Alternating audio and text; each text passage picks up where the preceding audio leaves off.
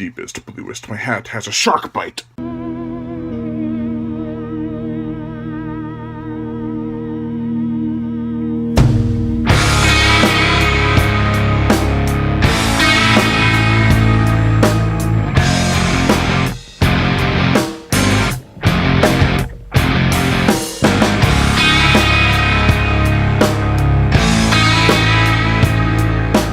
Deep Blue Sea 2.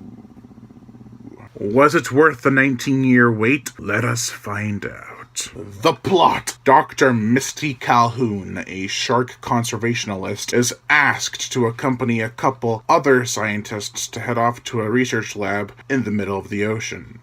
Sounds familiar. There, she discovers they're working on a drug that'll enhance people's IQs. Reason being is that billionaire Carl Durant believes the world will eventually be taken over by artificial intelligence. Freaking robots, after they replace us in the work industry. Their test subjects, 5 bull sharks, gets too smart though and begin attacking the facility.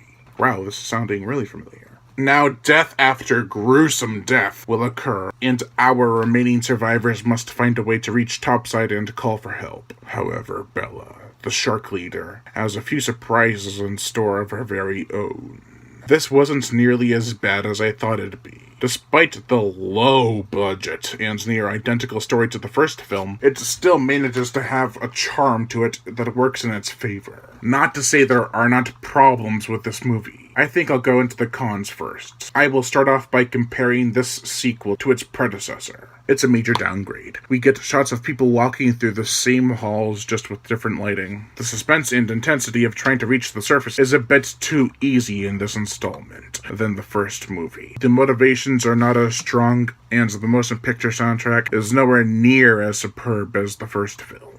The film is cheap, no doubt. Therefore, the sets do suffer. Though I do applaud them for actually having sets at all. They could have made everything CG. There is still a cheapness to it that does hold it back a bit. Also, people are complaining how the surface set is so much smaller than the underwater set. Well, if you look closely, the surface set has a tube like an elevator goes straight down into a larger expansion. Haha! What also must be small is the main baddie's brain, because he is seriously paranoid about robots taking over that is borderline comedic. I will say, though, that Danielle Savry really sells her character. Misty is a shark conservationist, and therefore when things go tits up, hell, even before that, she is really pissed. And she deserves to be. I love how she is trying to not have sharks be painted as evil or in a bad light. It's a realistic characterization of a scientist trying to stick up for a creature that doesn't deserve the death penalty for food or fear Jaws installed in us.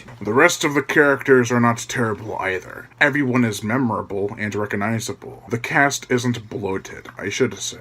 Despite 2 characters in the opening, everyone has their own agenda, and it makes them stand out. At 94 minutes, I do wish the film was a bit longer. The first one was 105 minutes, therefore we get an extra 10 minutes of film compared to this one. I did love the pacing, for it was lightning quick, but I do feel it should have been a bit longer.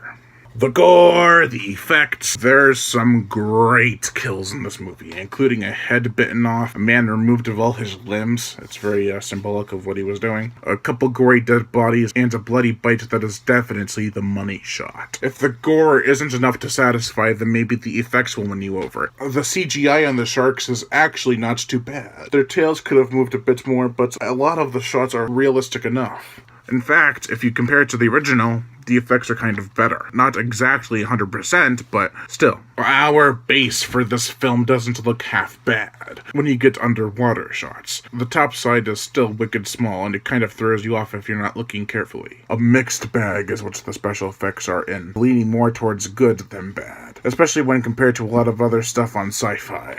The motion picture soundtrack, I was pissed about 5 minutes in. This whole time I figured, hey, if Lake Placid can keep the same score for every sequel, just a bit revamped, then why shouldn't Deep Blue Sea? Nope, the whole score is different and a bit cheesy. Don't get me wrong, the score isn't horrendous. It has good elements, just nowhere near the quality nor epic themes the first film brought. If I were to rate the first two films' score, I'd go with giving Deep Blue Sea a 5 out of 5, and Deep Blue Sea 2's score a 2.5 out of 5. This was a decent attempt at making a sequel that still turned out fun. I kind of hope there is a Deep Blue Sea 3. Scratch that, I am begging for there to be one. Deep Blue Sea 2 has a lot of charm and charisma, and I definitely enjoyed it. It could have been so much worse, but I'm glad we finally got one. A sequel to my second favorite shark movie of all time. Overall, I give Deep Blue Sea 2 a 3.5 out of 5. Lion Brian Gatto, host of Horror Show Entertainment. Make sure to like my Facebook page in the description below, leave comments, and subscribe.